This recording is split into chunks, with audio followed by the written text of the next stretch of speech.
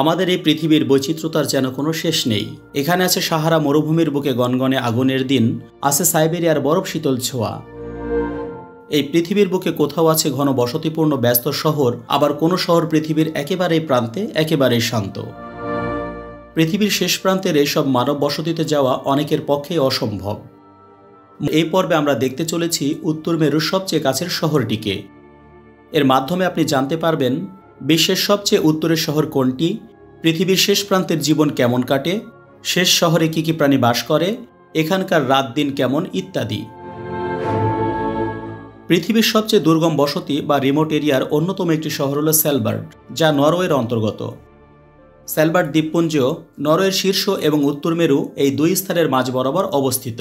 পৃথিবীর সবচেয়ে উত্তরে জনবসতিপূর্ণ স্থানগুলির মধ্যে এটি একটি, যা উত্তর মেরু বা নর্থ পোলের সবচেয়ে কাছাকাছি একটি শহর। এখানকার স্থলভাগ 60% স্থায়ীভাবে বরফ দ্বারা আবৃত এবং 10%-এরও কম কিছু জায়গায় গাছপালা রয়েছে। প্রাণীকুল বলতে এখানে মেরু ভাল্লুক, গ্রীষ্মের মাসগুলিতে আর্কটিক শিয়াল, সিন্ধুঘটক বা ওয়ালরাস, সিল এবং তিমি দেখতে পাওয়া যায়। গ্রীষ্মের সময় দ্বীপটি লক্ষ লক্ষ পাখিতে ভরে যায়। গ্রিনল্যান্ডের সবচেয়ে উত্তরের বসতি থেকেও আরও উত্তরে অবস্থিত এই সেলবার্ড শহর। উত্তর অক্ষাংশ এবং উত্তর মেরুর নিকটবর্তী হওয়া সত্ত্বেও উত্তর আটলান্টিক উপসাগরীয় স্রোতের পরিপন্থী প্রভাবের কারণে সেলবার্ডে একটি হালকা জলবায়ু রয়েছে। শীতকালে এখানকার তাপমাত্রা -20 ডিগ্রি থেকে -30 ডিগ্রি সেন্টিগ্রেড এবং গ্রীষ্মকালে তাপমাত্রা -7 ডিগ্রি থেকে 3 ডিগ্রি সেন্টিগ্রেড পর্যন্ত ওঠানামা করে। গ্রীষ্ম এবং শরৎকালে কুয়াশার সময়কাল বেশ সাধারণ। সেলবার্ড প্রযুক্তিগতভাবে একটি আর্কটিক মরুভূমি, যার বার্ষিক বৃষ্টিপাত মাত্র 200 থেকে 300 মিলিমিটার। জি, আপনি ঠিকই শুনেছেন, এটি একটি মরুভূমি।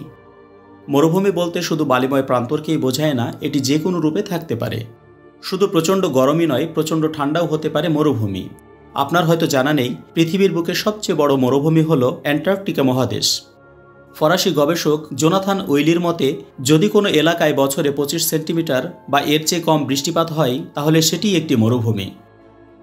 কম আর্দ্রতা এবং কম বৃষ্টিপাতের কারণে সেলবার্ডকে মরুভূমি হিসাবে বিবেচনা করা হয়। সেলবার্ডের বাতাস প্রায় সাহারার বাতাসের মতোই শুষ্ক।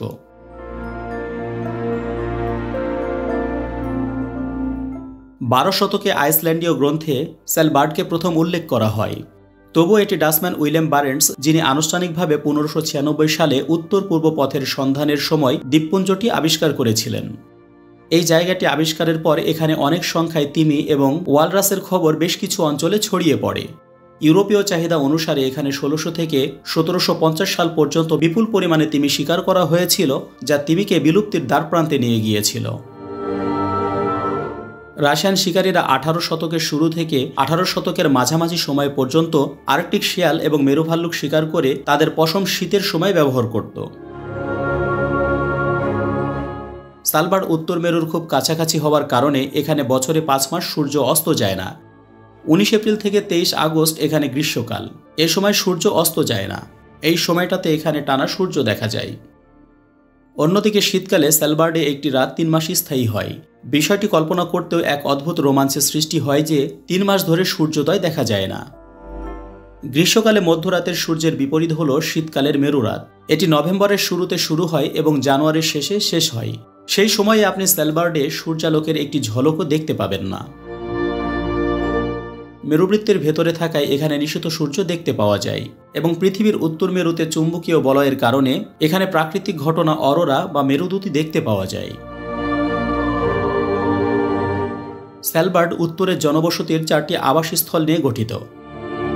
1. লংয়ারবাইন, 2. নিউ আলেসদ, 3. পিরামিডেন এবং 4. বারেন্টসবার্গ। লংয়ারবাইন এটি উত্তর মেরু থেকে মাত্র 814 মাইল দূরে অবস্থিত। লংয়ারবাইন হল সেলবার্ডের প্রধান বসতি এবং সারা বছর 2000 জনেরও বেশি লোক এখানে বসবাস করে।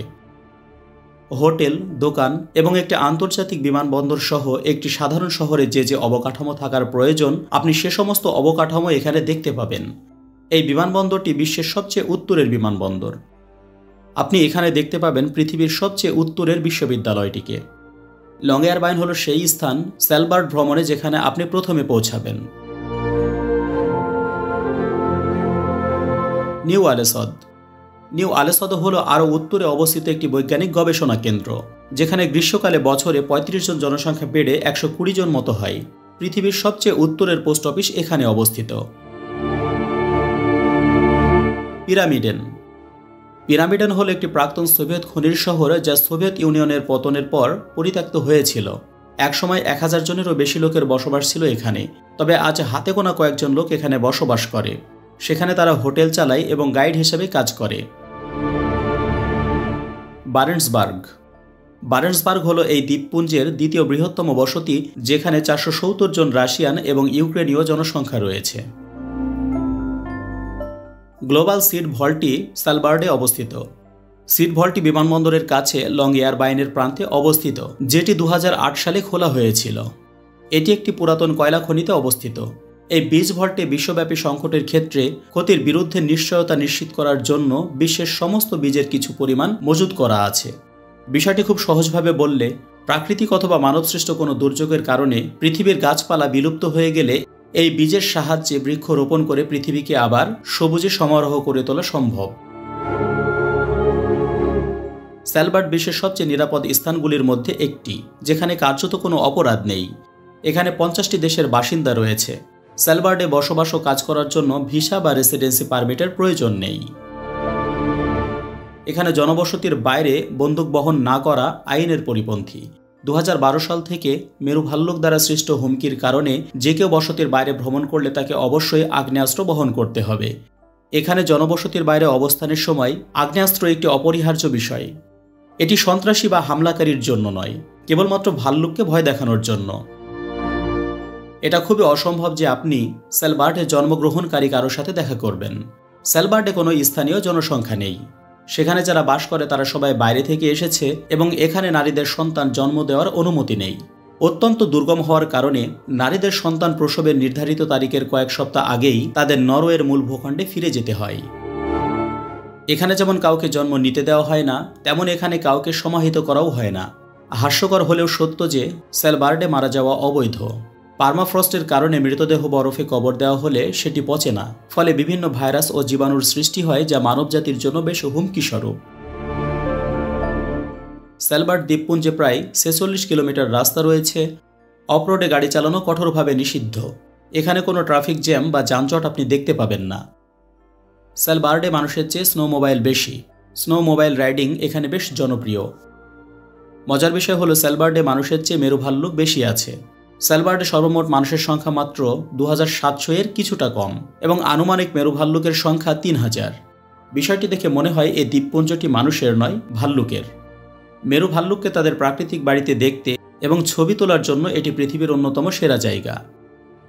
স্যালবার্ডে মেরু ভাল্লুককে গুলি করা একটি ফৌজদারি অপরাধ।